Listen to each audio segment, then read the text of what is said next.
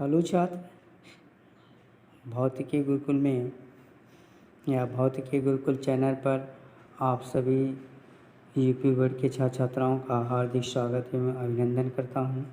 इस भौतिकी गुरुकुल को बनाने की आवश्यकता एवं विशेषता क्यों है? आज अधिक से अधिक चैनल सीबीएसई बोर्ड यानी कि इंग्लिश मीडियम के छात्र छात्राओं के लिए बनाए जा रहे हैं चैनल। इसलिए यह एकमात्र चैनल है जो हिंदी मीडियम के छात्र छात्राओं के हितों में बनाया गया है, क्योंकि बहुत सारे छात्र छात्राएँ या किसान मजदूर के बेटे जो पैसे के अभाव में कोचिंग ट्यूशन नहीं कर पाते हैं, जिसकी वजह से उनका 100% अंक आना मुश्किल हो जाता है। तो यह सारी सुविधा आपके भौतिकी गुरुकुल में उपस्थित रहेगी। सारी आवश्यकताओं की पूर्ति भौतिकी गुरुकुल चैनल पूरी करने का प्रण लिया है। भौतिकी गुरुकुल ने यह ठाना है सभी हिंदी मीडियम के छात्र छात्राओं को बेहतरीन शिक्षा देकर 100% अंक दिलाना है।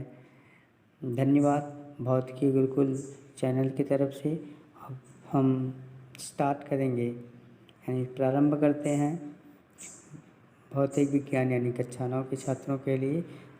स्टार्ट करते हैं हम लोग अपना टॉपिक, ठीक है। चलो बेटा, हम लोग देखते हैं। पहले अभी तक आप लोग विज्ञान पढ़ के आए हो, सारे चीज़ एक ही में था जूनियर स्कूल में। अब आगे आप लोग सीनियर स्कूल में भी विज्ञान में आप एक ही बुक में तो पढ़ेंगे, लेकिन अब अलग अलग शाखा के रूप में जान पाएंगे। तो सबसे पहले हम लोग जान लेते हैं कि विज्ञान है क्या, ठीक है ना। विज्ञान है क्या, जिसको अंग्रेजी में क्या बोलते हैं, साइंस, ठीक है। चलिए, तो साइंस क्या है यानी विज्ञान क्या है, उसको जानने के लिए अगर हम विज्ञान का संधिविच्छेद करें तो क्या हो जाएगा, बी प्लस ज्ञान। इसका मतलब बी प्लस ज्ञान का मतलब क्या हो गया, विशेष ज्ञान, यानी किसी वस्तु के बारे में विशेष ज्ञान अर्जित करना या विशिष्ट ज्ञान अर्जित करना ही विज्ञान है, ठीक। ये दूसरे शब्दों में ये सर्च कर सकते हैं कि बी प्लस ज्ञान मतलब विशेष ज्ञान, यानी कि किसी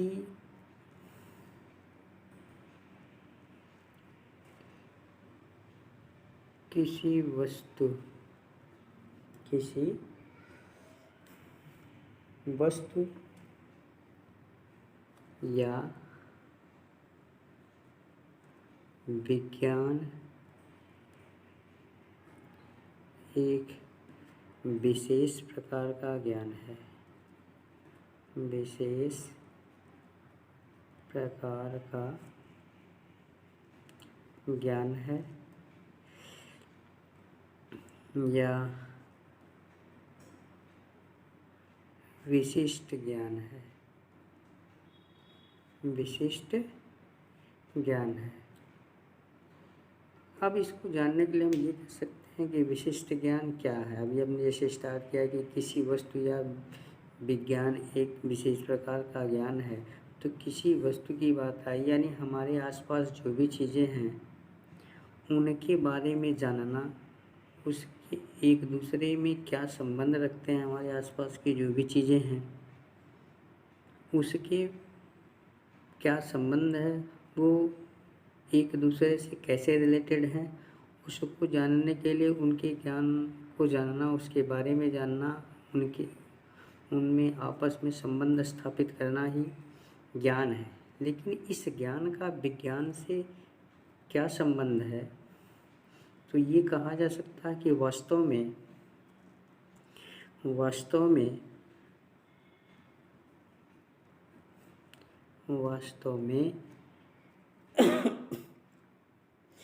प्राकृतिक घटनाओं का, वास्तव में ये इन्वर्टेड कॉमा, वास्तव में प्राकृतिक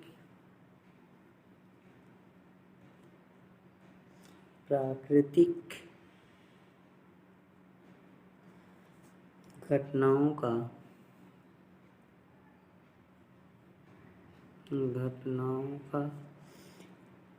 अध्ययन करना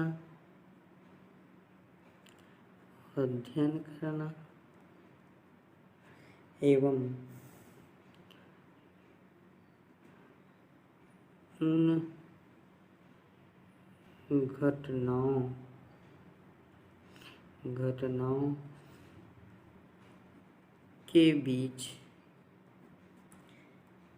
घटनाओं के बीच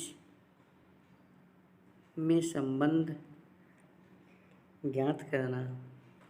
ठीक, अध्ययन करना एवं उन घटनाओं के बीच संबंध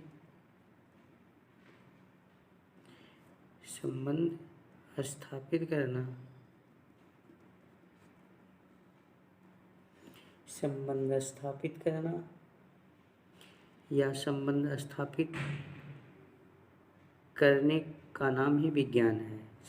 संबंध स्थापित करना या संबंध स्थापित करने का नाम ही विज्ञान है। यानी हम ये इस तरह से कह सकते हैं कि शॉर्टकट तरीके से अपने को जानने के लिए कि विज्ञान एक विशेष प्रकार का ज्ञान है या विशिष्ट ज्ञान है। अब उस विशिष्ट ज्ञान को हम और अगर डिटेल्स में जानना चाहेंगे तो ये कह सकते हैं कि प्राकृतिक घटनाओं का अध्ययन करना एवं उन घटनाओं के बीच, यानी प्राकृतिक घटनाओं का अध्ययन करना, जो प्राकृतिक घटनाएं हैं उनमें आपस में संबंध स्थापित करना या संबंध बनाना का नाम ही क्या है, विज्ञान होता है या साइंस कहलाता है। ठीक, अब ये साइंस को और साइंस का रूप जो है बहुत बृहद है, बहुत बड़ा है, जिसको आसान बनाने के लिए कई शाखाओं में इनको बांटा जाता है। जैसे कई शाखाओं में बांटा जाता है, यानी विज्ञान की कई शाखाएं होती हैं। विज्ञान की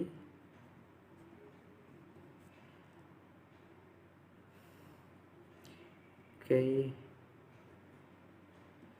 शाखाएं होती हैं। जैसे कुछ जानने के लिए जान लीजिए, जैसे भौतिक विज्ञान है,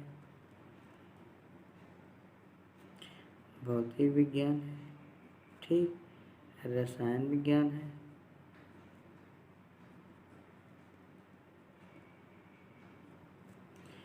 वनस्पति विज्ञान है, ठीक, विज्ञान है,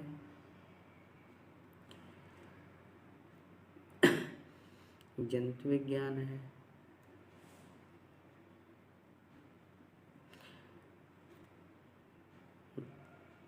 कंप्यूटर विज्ञान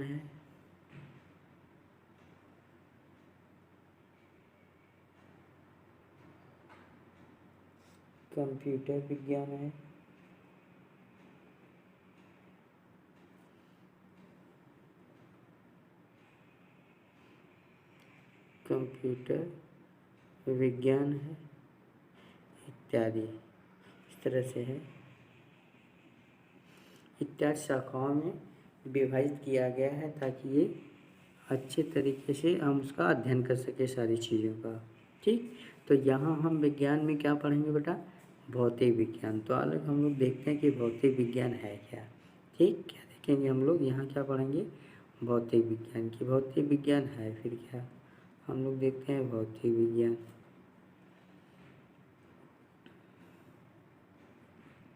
क्या देखते हैं, भौतिक विज्ञान, जिसको अंग्रेजी में क्या बोलते हैं, फिजिक्स।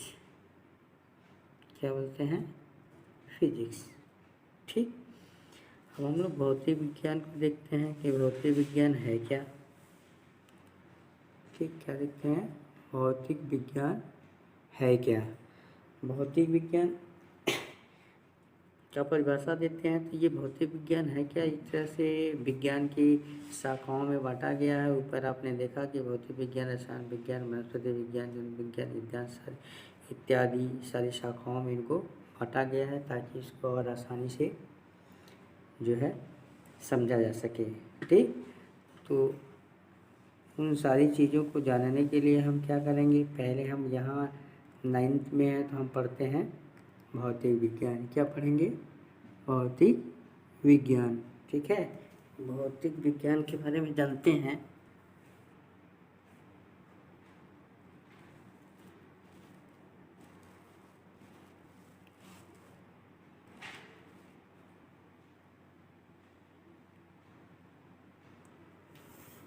ठीक, तो भौतिक विज्ञान ये कह सकते हैं जनरली कि भौतिक विज्ञान विज्ञान की वह शाखा है जिसके अंतर्गत हम क्या करते हैं, प्राकृतिक घटनाओं या दूसरे तरीके से ये कह सकते हैं कि भौतिक विज्ञान विज्ञान की वह शाखा है जिसके अंतर्गत हम द्रव्य तथा ऊर्जा के आपस में संबंधों का अध्ययन करते हैं और परिभाषित कर सकते हैं। परिभाषित करने के लिए एकदम ऐसा डेफिनेशन लिखना चाहेंगे तो ये लिख सकते हैं आपके विज्ञान की वह शाखा, क्या लिख सकते हैं हम, विज्ञान की वह शाखा, विज्ञान की वह शाखा जिसमें ऊर्जा के, विज्ञान की वह शाखा जिसमें ऊर्जा के विभिन्न स्वरूपों, विज्ञान की वह शाखा जिसमें ऊर्जा के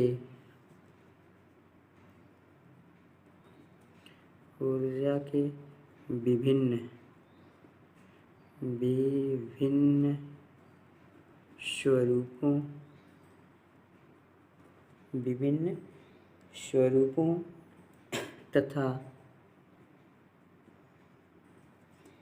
द्रव्य व ऊर्जा के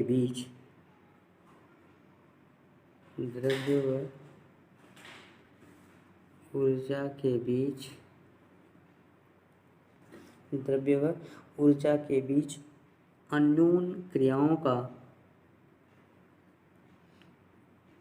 ऊर्जा के बीच अन्योन, क्या होता है बेटा, अन्योन क्रियाओं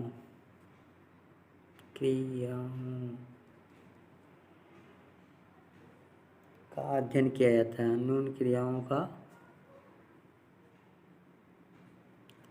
अध्ययन किया जाता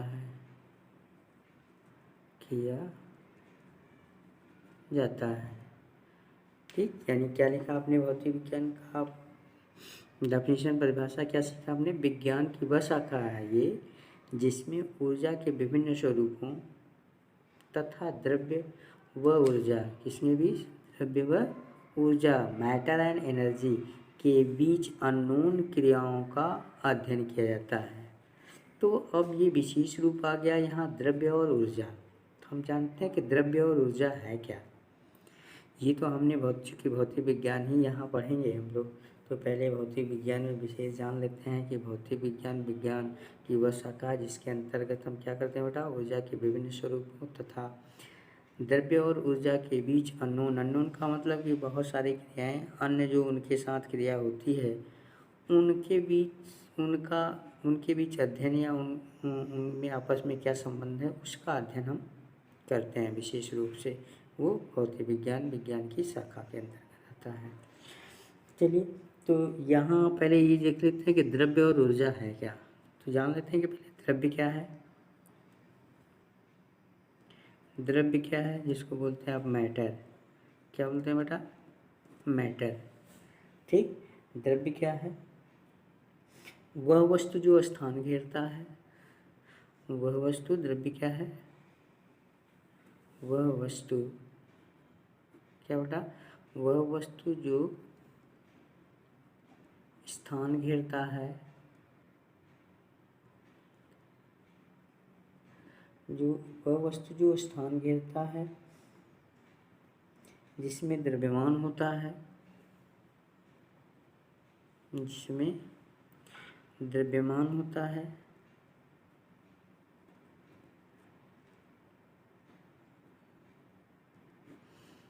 जिसमें द्रव्यमान होता है, जिसका अनुभव हम प्रत्यक्ष या अप्रत्यक्ष रूप से करते हैं, द्रव्य कहलाता है। लेकिन उतना ही सफिशिएंट पर्याप्त परिभाषा है आपके द्रव्य को जानने के लिए इसको, कि वह वस्तु जो स्थान घेरता है जिसमें द्रव्यमान होता है, ठीक, एक जिसमें स्थान होता है, जो वह वस्तु जो स्थान घेरता है और जिसमें द्रव्यमान होता है, द्रव्य कहलाता है,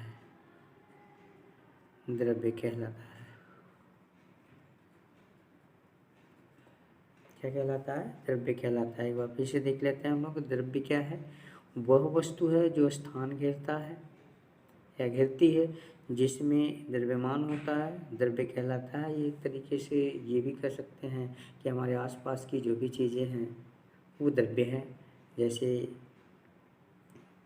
जैसे क्या कह सकते हैं आप कि लोहा है, पत्थर है, ठीक, ये पेन पेंसिल या हमारे आसपास की जो भी चीज़ें सारी हैं वो क्या है? द्रव्य के रूप में हम देखते हैं, जिनका स्थान मतलब साइज भी फिक्स होता है, आकार भी फिक्स होता है, वो क्या है? द्रव्य होता है। तो एग्जाम्पल लिख लेते हैं इसका। जैसे क्या हुआ?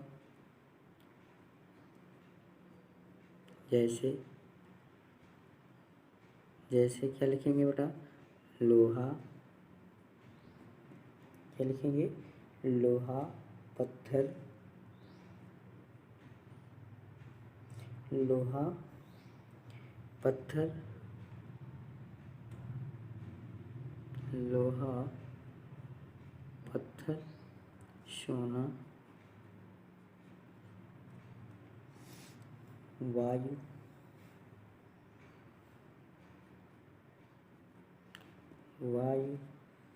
परमाणु तथा इलेक्ट्रॉन, परमाणु तथा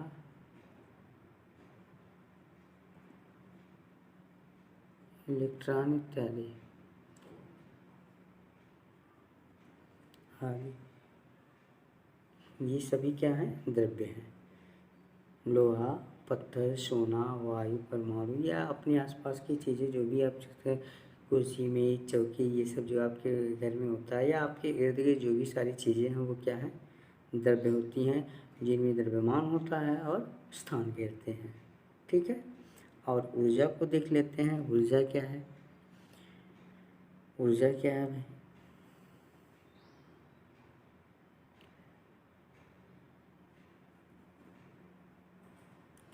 ऊर्जा क्या है? ठीक है।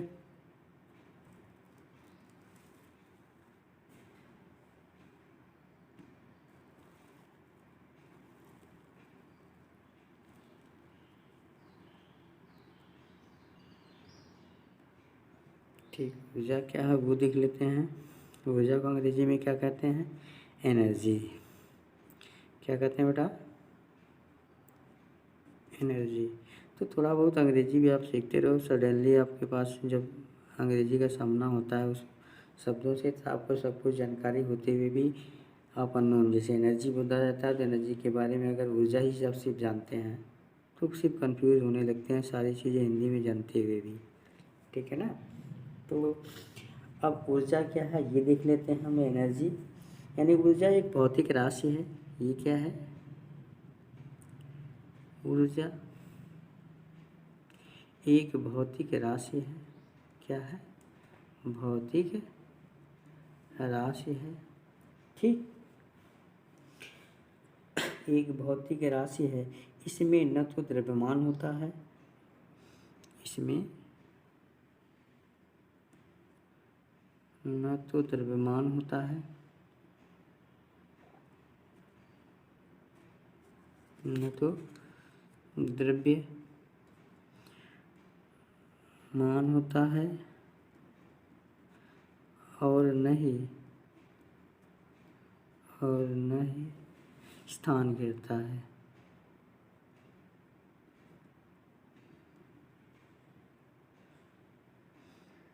नहीं स्थान घेरता है। नहीं स्थान ऊर्जा एक भौतिक राशि है, इसमें न तो द्रव्यमान होता है और न ही स्थान घेरती है। ठीक है, न ही स्थान घेरती है। किसी कार्य को करने के लिए ऊर्जा की हमको ज़रूरत होती है। तो ऊर्जा एक तरह से वह भौतिक राशि है। ऊर्जा एक प्रकार की एक भौतिक राशि है, इसमें न तो द्रव्यमान होता है और न ही स्थान घेरता है। ठीक, यानी ऊर्जा की ज़रूरत हमको किस लिए पड़ती है? ऊर्जा की ज़रूरत हम किसी वस्तु कोई कार्य करने में यूज़ करते हैं। कोई कार्य करने के लिए हमको ऊर्जा की ज़रूरत पड़ती है। जैसे लिख लें तो क्या होता है? जैसे लिखें तो क्या होगा?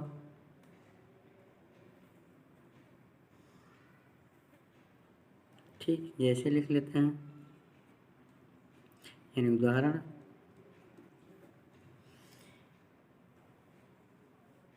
ऊष्मा, प्रकाश क्या है? ऊष्मा, प्रकाश, जिसे क्या लिख रहे हैं? ऊर्जा के रूप हैं। ऊष्मा, प्रकाश, विद्युत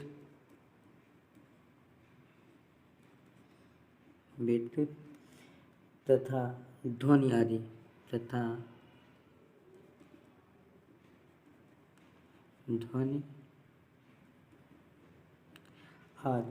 ठीक, कि ऊर्जा के विभिन्न रूप हैं। जैसे ऊष्मा आप कहाँ से मिलते हैं? जैसे आप आग जला लेते हैं तो वहाँ से ऊष्मा मिलती है, लेकिन उसके साथ साथ जहाँ आप अंगीठी जलाते हैं उसके इर्द गिर्द प्रकाश भी उत्पन्न हो जाता है, वो ऊर्जा है। और दूसरा आपने प्रकाश के रूप में लिखा, यानी ऊष्मा जहाँ जहाँ हीट उत्पन्न होता है वो ऊष्मा है। ऊष्मा प्रकाश का रूप ले लेता है। फिर प्रकाश सनलाइट के द्वारा मिलती है, सूर्य का प्रकाश है। विद्युत के द्वारा आप प्रकाश लेते हो, वो एक ऊर्जा ही है जो स्थान नहीं गिरता। चूँकि हमारे इर्द गिर्द जैसे हम बल्ब जला लेते हैं तो वहाँ बेटा प्रकाश तो रहता है।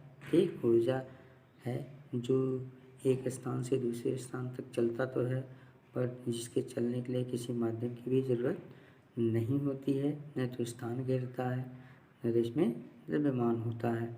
ठीक, वो ऊर्जा है। जैसे उसी तरह से एक ध्वनि है, ध्वनि भी एक प्रकार की ऊर्जा ही है। ठीक, जो वाइब्रेशन के द्वारा यानी हलचल के द्वारा उत्पन्न होती है, जो ध्वनि का रूप ले लेती है।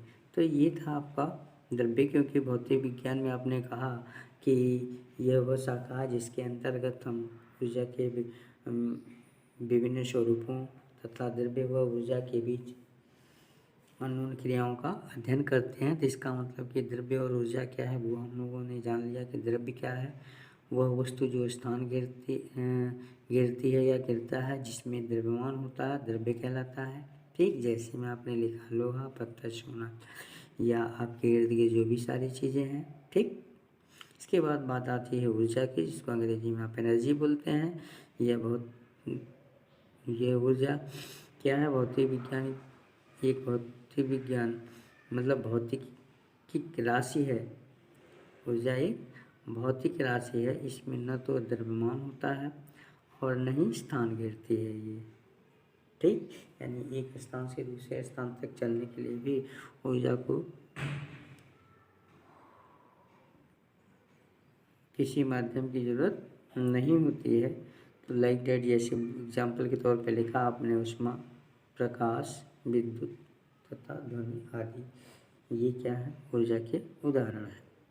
अब ये तो था सिर्फ एक परिचय आपका विज्ञान के बारे में या भौतिक विज्ञान के बारे में।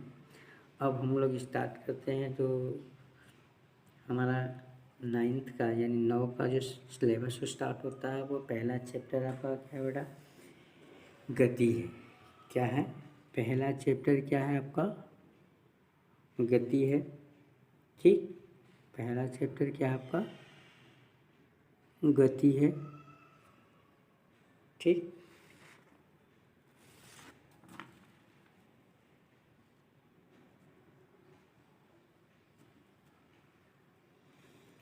ठीक, तो पहला चैप्टर हम लोग स्टार्ट करते हैं, गति यानी कि मोशन।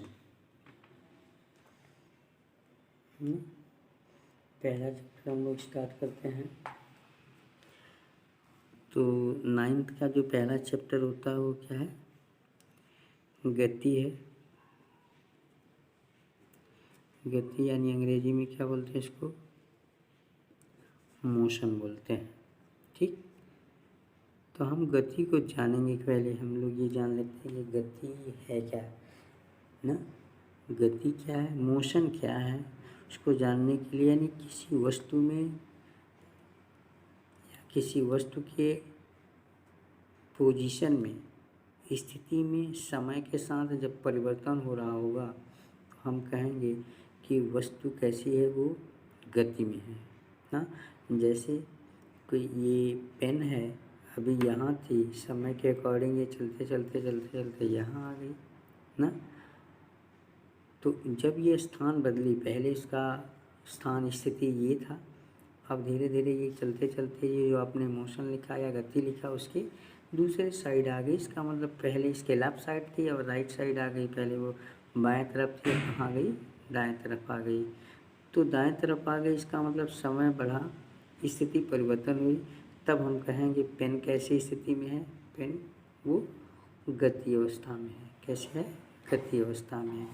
यानी समय के साथ, जैसे आप समय बढ़ रहा, आप स्कूल गए घर से, हाँ, घर से स्कूल गए, आप गति में थे, स्कूल में फिर रुके, ठीक, तो विराम में आ गए, फिर वहाँ से आगे बढ़े, ठीक है ना। आगे फिर वहाँ से वापस आए, फिर गति में आ गए। गति में आ गए तो समय के साथ स्थान या स्थिति बदलती गई, फिर आप घर वापस आ गए। इसको क्या बोलते हैं? गति या मोशन। क्या बोलते हैं इसको? गति या मोशन। ठीक, यानी परिभाषित करना चाहेंगे तो हम क्या कहेंगे कि किसी वस्तु में समय के साथ किसी वस्तु का, परिभाषा अगर लिखें हम गति का, गति का परिभाषा लिख रहे हैं आप, ठीक है। क्या लिखेंगे बेटा?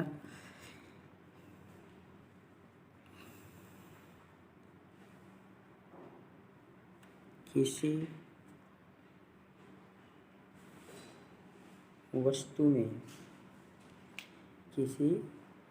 में या किसी वस्तु के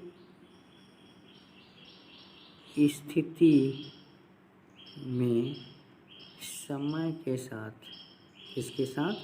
समय के साथ, किसी वस्तु के स्थिति में समय के साथ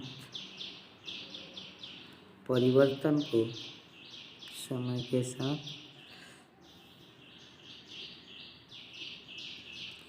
परिवर्तन को गति कहते हैं। गति या मोशन। ठीक, गति या मोशन कहते हैं।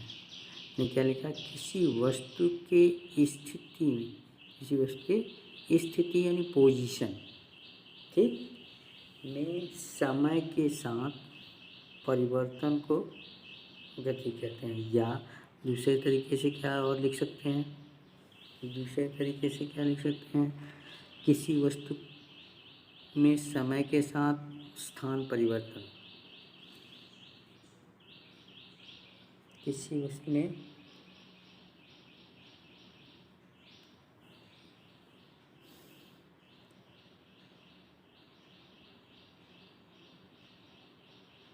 या क्या कर सकते हैं? किसी वस्तु में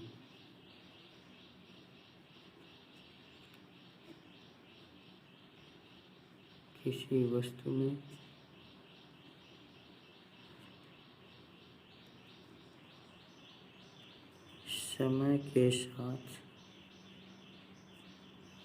स्थान परिवर्तन, स्थान बदलने लिख सकते हैं। स्थान बदलने, किसी वस्तु में समय के साथ स्थान बदलने को गति कहते हैं। क्या कहते हैं? गति कहते हैं। तो लिखेंगे जैसे, ठीक। जैसे क्या है बेटा, जैसे सड़क पर कार का चलना, जैसे कार, जैसे कार सड़क पर चलती है, कार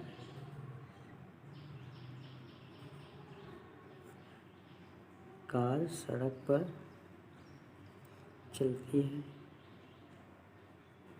कार एक वस्तु है, ठीक है ना, चलती है। दूसरा क्या, हवाई जहाज, हवाई जहाज, ठीक। दूसरा क्या लिख सकते हैं, हवाई जहाज,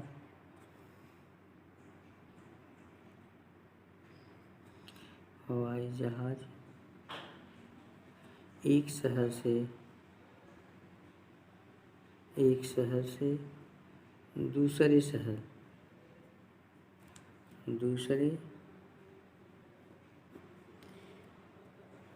शहर की ओर उड़ता है, दूसरे शहर की ओर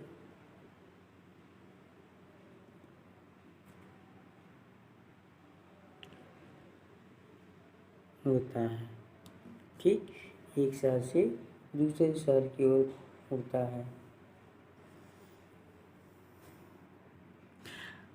और बहुत सारे हमारे दैनिक कार्यों में हम कर सकते हैं, जैसे हम घर से स्कूल जाते हैं, स्कूल से घर आते हैं, या बाज़ार जाते हैं, ठीक।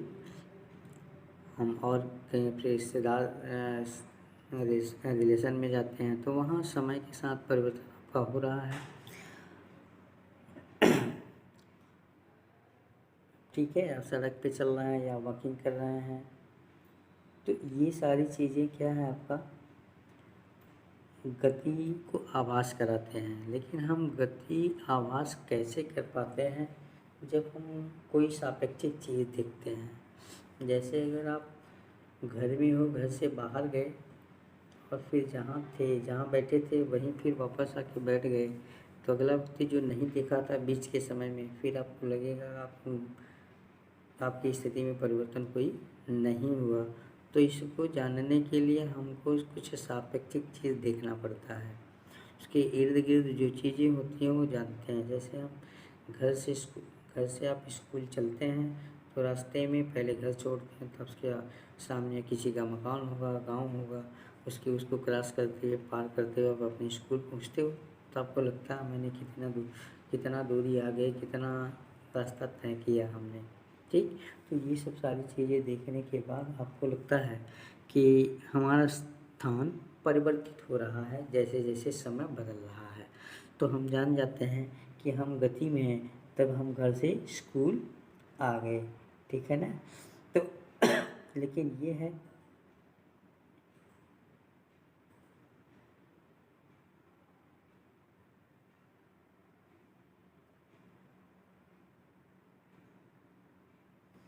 और दूसरी चीज़ ये है, जैसे बहुत हल्की चीज़ें हैं, जैसे कागज़ है, धूल मिट्टी है, ये धूल के कण हैं, या हल्की ब्रांचेज हैं पौधों के, तो वो उसके हिलने डुलने से उसका भी स्थान परिवर्तित होता है। तब हम कहेंगे कि जो चाहे वो कागज़ का टुकड़ा हो, चाहे धूल हो, या फिर किसी पेड़ या वृक्ष की टहनियाँ हो, वो अगर हिल रही हैं, यानी हिलने के साथ उनमें स्थान परिवर्तित हो रहा है, तो कहते हैं हम क्या है, गति में है, ठीक।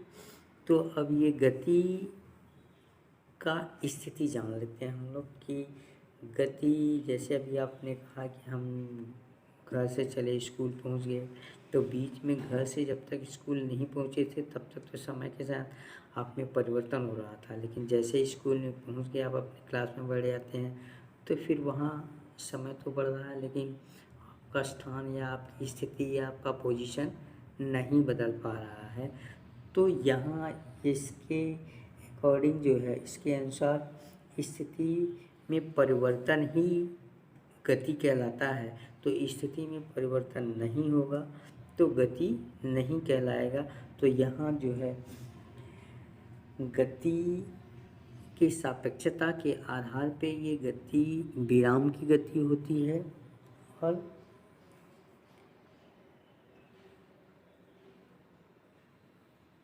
मतलब ये गति की अवस्था देख लेते हैं।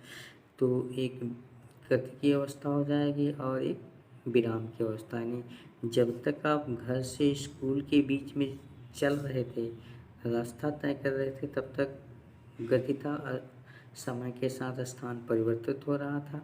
लेकिन जैसे ही क्लास में बैठ जाते हैं तब क्या होता है, वहाँ स्थान परिवर्तित नहीं हो रहा है, तो अवस्था परिवर्तित नहीं हो रही है। इसका मतलब कि अब हम आ जाते हैं कि कौन सी अवस्था में, कैसे हम जान पाते हैं कि हम गति की अवस्था में हैं और विराम की अवस्था। विराम का मतलब ठहरा हुआ, रुका हुआ।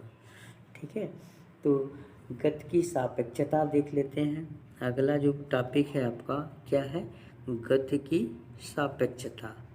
ठीक, गति की सापेक्षता क्या है बेटा, गति की सापेक्षता।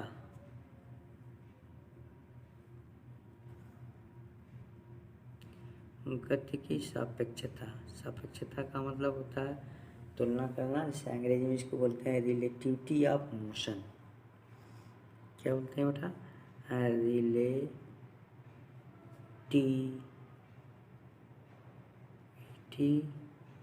Of motion, relativity of motion. Relativity मतलब गति की रिलेशन से बना हुआ रिलेटिविटी। ठीक, तो इस गति की सापेक्षता में हम देखते हैं विराम की गति। ये क्या है, पहला जो टॉपिक होता है इसमें ये होता है विराम की गति। किसका बेटा, विराम की गति। क्या है,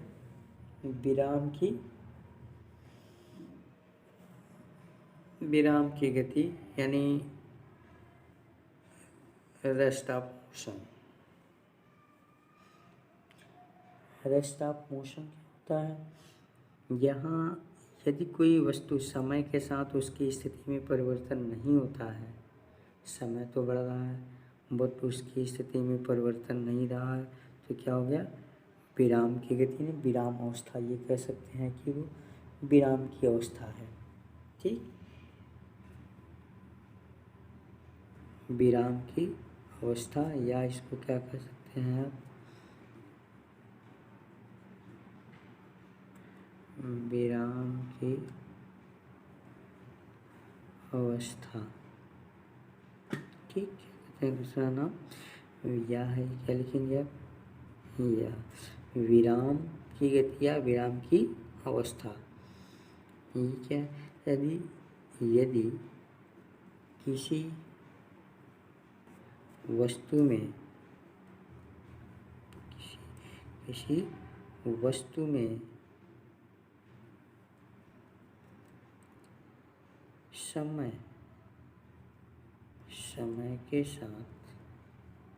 समय के साथ अवस्था परिवर्तित नहीं हो रही है,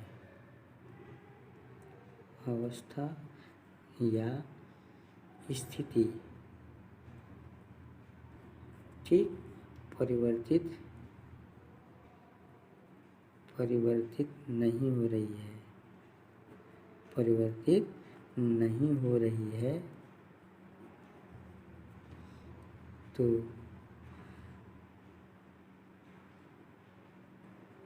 कहा जाता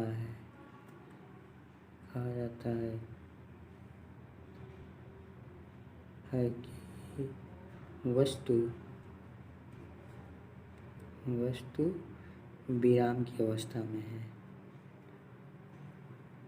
विराम की अवस्था में। विराम माने रुका हुआ, उसको विराम की गति या विराम की अवस्था बोलते हैं। ठीक है, यानी यदि कोई वस्तु में समय के साथ उसकी अवस्था या स्थिति में परिवर्तित नहीं हो रहा है, सिर्फ समय बढ़ता जा रहा है। ठीक, जैसे आप सब क्लास में बैठ गए हैं तो समय तो बीत रहा, पहला पीरियड बीता, दूसरा पीरियड बीता, पहला घंटा बीता, दूसरा घंटी बीती, तीसरी घंटी बीती। तो उस समय जब तक आप अपने कमरे में ही बैठे हैं तब तक क्या होता है, आपकी स्थिति परिवर्तित नहीं हो रही है। ठीक है ना, तो वो विराम की अवस्था है। या ये सकती है जैसे आप सोते रहते हैं तो एक स्थान पे पड़े रहते हैं, वो स्थिति। समय के स्थान पे स्थिति जहाँ आप थोड़ा बहुत भी अगर हिल डुल रहे हैं, जैसे हल्की चीज़ों की बात ऊपर हुई है अभी, तो वो गति की अवस्था हो जाएगी, लेकिन उसकी स्थिति में कोई भी परिवर्तन नहीं हो रहा है। ठीक, जैसे कोई पत्थर पड़ा हुआ है, चेयर पर स्थान पे पड़ी हुई है, वो क्या है, विराम की अवस्था है। क्या है, विराम की अवस्था है।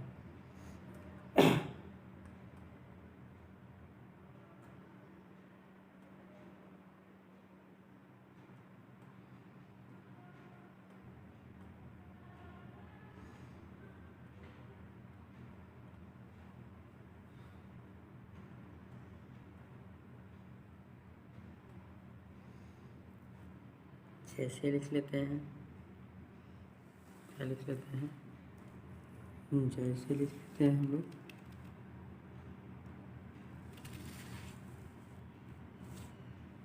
ठीक।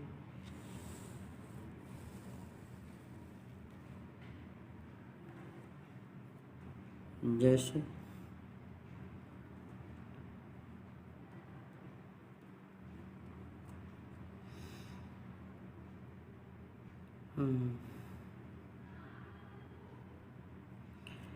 घर में पड़े रखी हुई कुर्सी, घर में रखी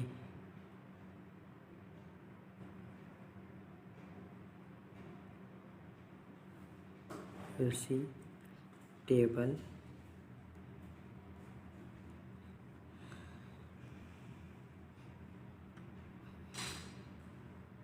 चौकी,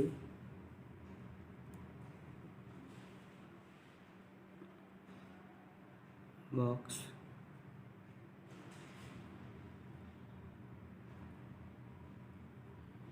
आदि। ये जैसे घर में रखी कुर्सी, टेबल, चौकी, बॉक्स आदि, ये क्या है, विराम की अवस्था में। इसके वो उसको जब तक हटाएंगे नहीं, बल नहीं लगाएंगे, तब तक क्या होता है, ये विराम की अवस्था में पड़ी रहती है। तो ये अपनी स्थिति में परिवर्तन समय के साथ नहीं कर रहे हैं, इस नाते ये क्या है, विराम की अवस्था में पड़े हुए हैं। और दूसरा इसका जो अवस्था होता है गति का, वो होता है आपका गति की अवस्था। गति की अवस्था, गति की अवस्था, गति की अवस्था यानी ये कहा सकता है क्या होगा कि यानी समय के साथ किसी वस्तु में स्थान, समय के साथ वस्तु की स्थिति में परिवर्तन होता है, जो आपने लिखा गति की परिभाषा, ठीक, वो गति की अवस्था है। यानी किसी वस्तु में, किसी वस्तु में जब तक समय के साथ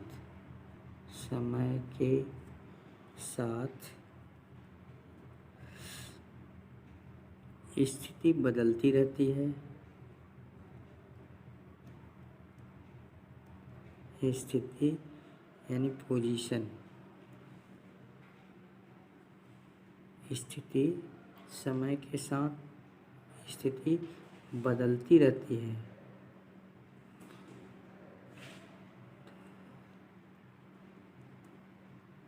बदलती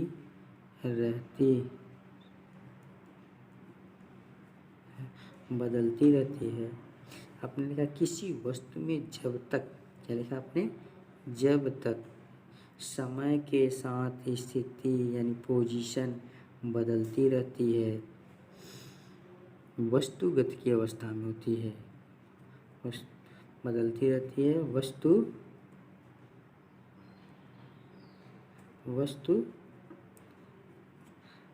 गति की अवस्था में रहती है, ठीक, वस्तु गति की अवस्था में रहती है। यानी विराम की अवस्था क्या था, जब तक वस्तु पड़ी रहती है समय बीतता रहता है समय के साथ, उसकी स्थिति में कोई परिवर्तन नहीं होता, तब तक वो विराम की अवस्था में है। और जब वस्तु समय के साथ, जब तक समय बढ़ रहा है और वस्तु की स्थिति में जब तक बदलती रहती है, परिवर्तित होता रहता है उसकी स्थिति में, तब तक वस्तु गति की अवस्था में रहती है। जैसे लिखें यहाँ, जैसे क्या होगा बेटा, जल्दी से बोलो, जैसे क्या होगा, पटरियों पर दौड़ती हुई रेलगाड़ी या सड़क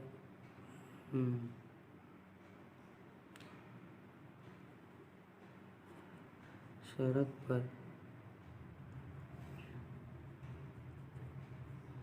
चलती हुई बस, चलती हुई बस, गार्डन में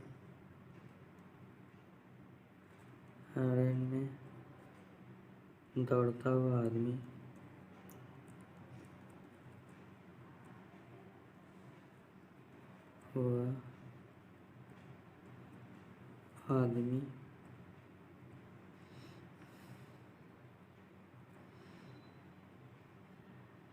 दौड़ता हुआ